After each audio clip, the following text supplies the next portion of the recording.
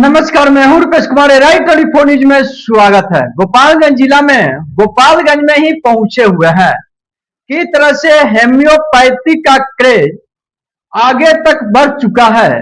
अनेकों प्रकार की दवा, बहुत कोई साइड इफेक्ट नहीं है। उसी का आज 271वां जन्म दिवस के अवसर पे मेरे सामने दो डॉक्टर मेरे सामने उपस्थित हैं।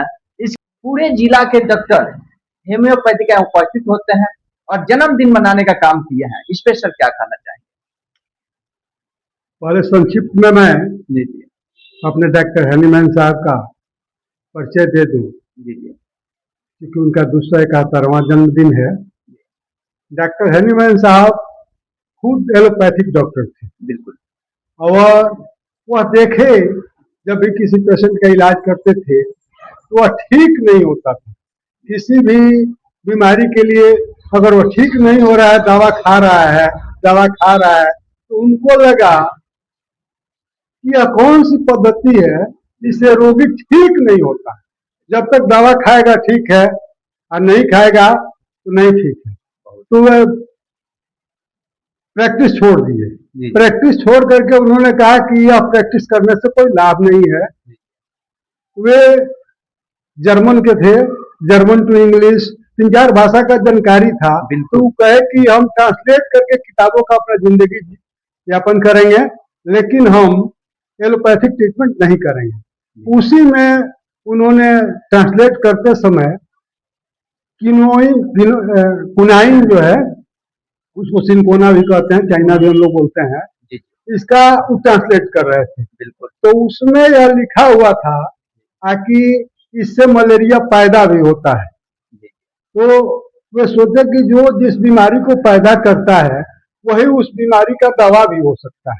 बिल्कुल। तो उन्होंने तो कुनाइन का पोटेंटाइज किया, और पोटेंटाइज करके मैंने होम्योपैथिक में वो कहे कि सूक्ष्म स्तर पर पोटेंसी का मतलब होता है हम लोग के होम्योपैथिक में कि कोई भी क्रूड है, जैसे कुनाइन का उका किए कि 1 ड्रॉप में 99 ड्रॉप अल्कोहल डाल के और 10 गो स्टॉक दिए तो 1 पावर का बना। उस समय वो 3 पावर का बना के मलेरिया के रोगी को खिलाए तो वह ठीक हो गया। तो हैनीमैन साहब ने इस आधार पर सिद्धांत बनाया सिमिलियस स्टूडेंट। बिल्कुल।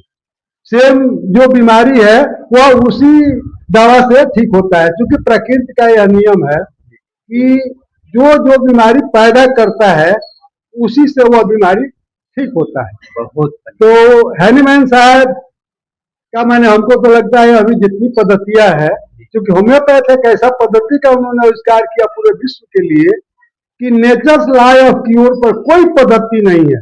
बिल्कुल। जिस पद्धति में आप जाएंगे इलाज के लिए तो वे लोग कहता है कि आपका लीवर खराब है, आपका बुखार है, ऐसे है। अगर होम्योपैथ में जाते हैं तो यह नेचर्स लॉ ऑफ क्योर पर आधारित है। हैनीमैन साहब का कहना था कि आपका जीवनी शक्ति जो है सूक्ष्म है, उसको कोई देखता नहीं है। जीवनी शक्ति जिस व्यक्ति का कमजोर होता है वही बीमार होता है। बिल्कुल। तो जीवनी शक्ति स्ट्रॉन्ग कैसे होगा?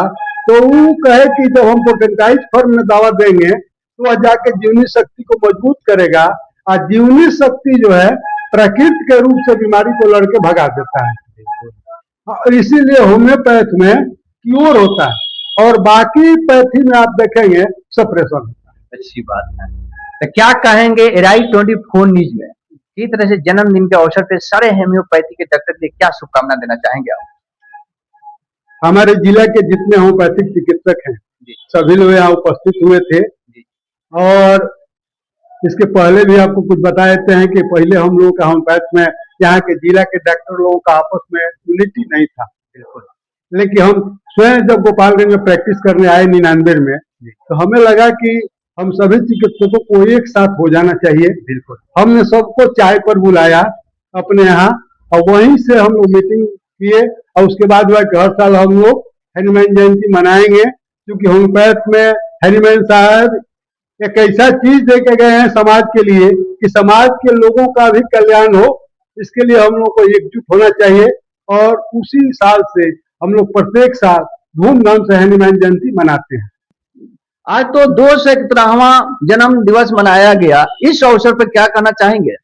ये हर साल मनाया जाता है यानी मैम साहब की जन्मदिन। जी जी और ये हर एक होम्योपैथिक डॉक्टर लोग मनाते हैं। जी जी अब रह गई कि जिला में मनाया गया है और यहीं पे मनाया गया है, जी पूरे जिले भर के डॉक्टर यहाँ पर उपस्थित हैं। जी जी और होम्योपैथ के बारे में अब बताने की कोई जरूरत नहीं है, जी पहले से इसका क्रेज बहुत ही आ गया है। जी जी इसमें किसी भी प्रकार का साइड इफेक्ट नहीं होता है, जी इसमें रोग का इलाज नहीं किया जाता है, रोगी का ही ट्रीटमेंट किया जाता है। रोगी दूसरा कितना जन्म दिवस के अवसर पे सारे हेम्योपैथी के डॉक्टर अगर एकजुट हो जाते हैं, किस तरह से इनको दिया हुआ कार्यों को अगर पूरा करते हैं, तो आने वाला समय में राइट 24 न्यूज आप लोग देखते होंगे, तो ज्यादा से ज्यादा इस वीडियो को शेयर करना है और ज्यादा से ज्यादा कमेंट बॉक्स में कुछ ना कुछ लिखने का प्रयास कीजिएगा। आप लोग बने रहें राइट 24 न्यूज में। नमस्कार।